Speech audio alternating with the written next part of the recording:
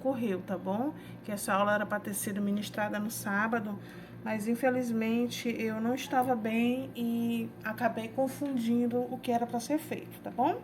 Então agora a gente vai voltar e vai fazer essa atividade de língua portuguesa no nosso livro didático. Qual o gênero que nós estamos estudando nessa semana do nosso livro didático? Vocês lembram? Isso mesmo, é a crônica, né? E o que é a crônica, né? Qual é o objetivo? Para que ela serve, né? Então, a gente até aprendeu lá no início da semana passada que a crônica ela é um gênero textual caracterizado por textos curtos, de linguagem simplesmente que retrata os aspectos da vida cotidiana. Professora, a senhora está falando que o texto é de textos curtos, mas aquele texto que a senhora deu para a gente ler, ele é enorme. Sim, porque ele é o quê, gente? Ele é um diálogo também, né? Percebe que tem ali seus personagens falando o tempo todo? Então, vamos lá. Esse tipo de texto, né, ele tem a presença do narrador, ele tem a presença de personagens, ele usa muitos sinais de pontuação, principalmente o travessão, que eu falo, tu fala, no texto que nós estávamos estudando, tá? E essas são as observações lá do nosso texto, ok? Então, vamos lá. Qual foi o texto que a gente estudou? Foi esse, né? Como é o título dele? Comunicação, isso mesmo. Então, esse texto é uma comunicação, o título dele. Mas esse texto, ele estava falando sobre o quê? Né? Era uma pessoa que estava indo numa loja, queria comprar um objeto, mas ele não sabia o nome do objeto. Então, ele estava tentando fazer ser entendido, ser compreendido, né?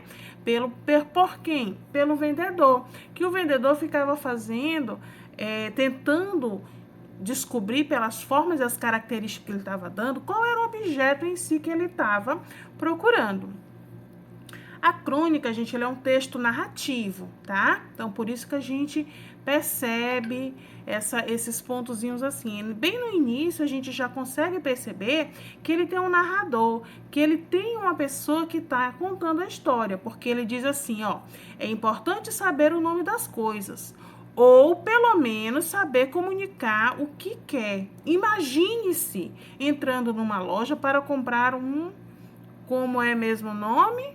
Tá vendo? Então, aí eu já percebo que nesse iniciozinho desse parágrafo, desse texto, eu já tenho falando sobre a presença de quê? Do narrador. Mas será que esse narrador, ele é um narrador personagem ou se ele é um narrador observador? E aí? Será que a gente consegue, com a leitura desse texto, identificar isso? A gente consegue, não é mesmo? Então, diz assim, ó, a crônica ela é uma narrativa, né? Quem participa da crônica são os personagens, aquelas pessoas que estão envolvidas naquele enredo, naquela história, né? O que acontece, né? O que está acontecendo? Qual é a razão para essa história estar acontecendo? O espaço, que é o local onde ela ocorre. No nosso texto, a gente consegue, não é mesmo? Então, diz assim, ó, a crônica ela é uma narrativa, né?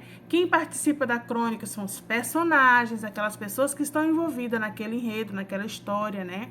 O que acontece, né? O que está acontecendo? Qual é a razão para essa história estar acontecendo? O espaço, que é o local onde ela ocorre. No nosso texto, ela está acontecendo onde? Num comércio, não é isso? Então, eu posso dizer que o comércio é o espaço onde a minha narrativa está acontecendo. E quem é que está contando essa história? É um narrador. Só que esse meu narrador, ele é observador ou é um personagem? Ele é um narrador, personagem, né?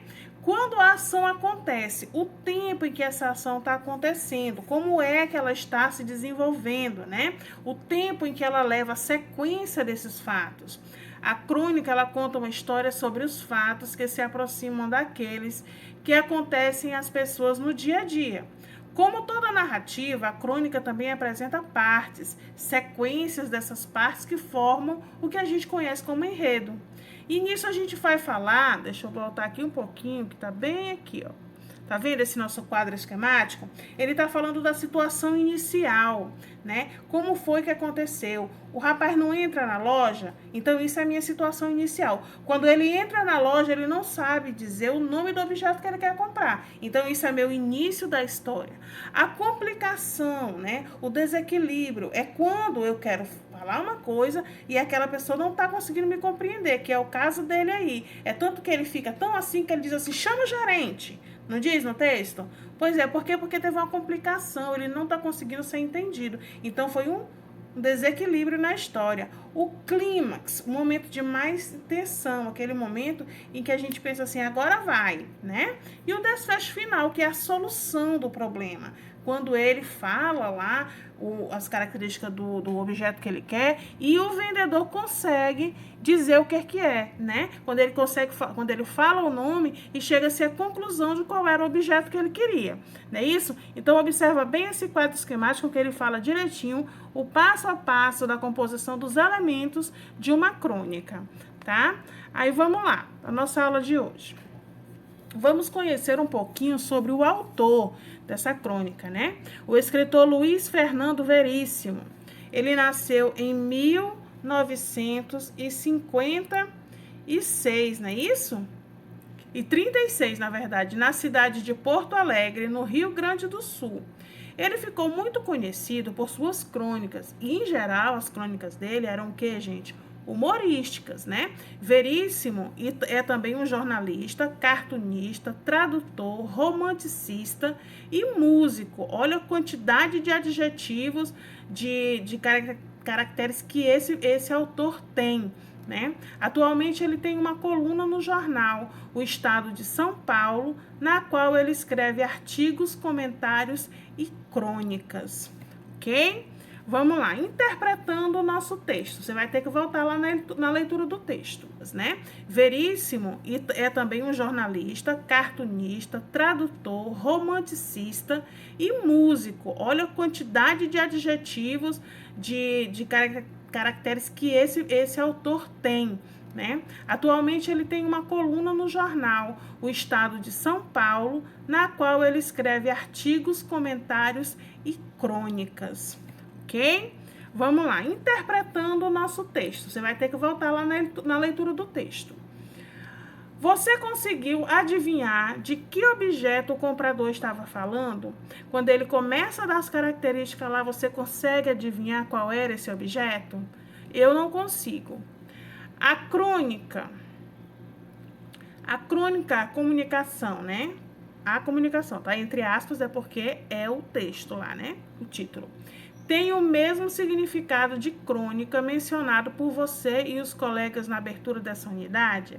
E aí, quando a gente falou que ia começar a estudar o texto crônica, você ficou pensando que era o quê? Tem o mesmo significado do que você tinha pensado que era? Né? A crônica, a comunicação, é uma narrativa, ok? Quais são os personagens dessa história? Nós temos o vendedor, nós temos o comprador, não é mesmo? O cliente da loja. Então, eu posso afirmar que esses dois são personagens da minha história, não é mesmo? Aí, vamos lá. Qual é o assunto dessa história? Sobre o que ela está falando, né? Qual é o assunto que permeia essa história? É o quê? Em qual lugar ou espaço estão os personagens? Os personagens estão em que lugar, gente? Eles estão numa rua bem movimentada? Eles estão numa estação do metrô? Eles estão em uma praça pública? Ou eles estão em uma loja? O homem foi comprar o objeto em que local? Tá? Aí nós temos aqui a questão número 6. Os fatos de uma história acontecem em um tempo. Nessa história, os fatos acontecem durante, vamos lá, uma sequência de vários dias, ou seja, foram vários dias que isso foi acontecendo, que foram vários dias que esse cliente foi à loja e não conseguia identificar o que ele queria comprar, ou a circunstância de uma conversa, ou o período de um dia inteiro, ou o período de uma noite inteira. Quanto tempo demorou para o desfecho dessa história? Vocês acham que foi um dia inteiro? Uma loja fica aberta o dia inteiro? Fica, mas um dia inteiro para atender uma pessoa não tem condições, né? À noite também não dá. Então, qual foi? Foi a circunstância de uma conversa. A partir daquele momento em que ele foi explicando e o vendedor da loja foi se envolvendo, foi tentando ajudar o cliente, ele ficou só naquele momento, né? E logo eles conseguiram resolver o impasse. Releia o início da crônica. É importante saber o nome das coisas, ou pelo menos saber comunicar o que você quer. Imagine-se entrando numa loja para comprar como é que é mesmo o nome? Marque um X na alternativa que completa adequadamente a afirmação. O início da crônica é contado por um narrador. Isso a gente de uma conversa, ou o período de um dia inteiro, ou o período de uma noite inteira. Quanto tempo demorou para o desfecho dessa história? Vocês acham que foi um dia inteiro? Uma loja fica aberta o dia inteiro? Fica, mas um dia inteiro para atender uma pessoa não tem condições, né? À noite também não dá. Então, qual foi? Foi a circunstância de uma conversa. A partir daquele momento em que ele foi explicando e o vendedor da loja foi se envolvendo, foi tentando ajudar o cliente, ele ficou só naquele momento, né? E logo eles conseguiram resolver o impasse. Releia o início da crônica. É importante saber o nome das coisas, ou pelo menos saber comunicar o que você quer. Imagine-se entrando numa loja para comprar como é que é mesmo o nome? Marque um X na alternativa que completa adequadamente a afirmação. O início da crônica é contado por um narrador. Isso a gente conseguiu identificar. Esse narrador conta o que acontece na história como se falasse, né? Você vê que as pontuações são utilizadas bem direitinho. A gente já deu essa aula, não foi? Sobre a questão das pontuações, quando indica que ele é uma frase de um personagem, ou quando é a fala do próprio personagem, ou quando é a fala do narrador. Então, vamos lá. A história é como se ele falasse com os personagens, consigo mesmo, com o leitor da crônica ou com outro narrador. Como é que está esse desenvolvimento dessa história desse narrador? Será que ele está contando a história como um dos personagens? Ou com os personagens? Ele está ali observando o que está acontecendo? Tá? Vamos lá. A 8. Em um momento de crônica, o comprador diz, entre aspas, abre o colchete. Ou seja, quando abre o colchete e tem as reticências, isso significa que tem mais informações, que foi suprimido, né? Foi retirado. Por quê? Porque ele queria enfatizar, destacar apenas esse pedaço que está aí, ó. A palavra me escapou por completo. O que significa a expressão destacada acima? Escapou por completo?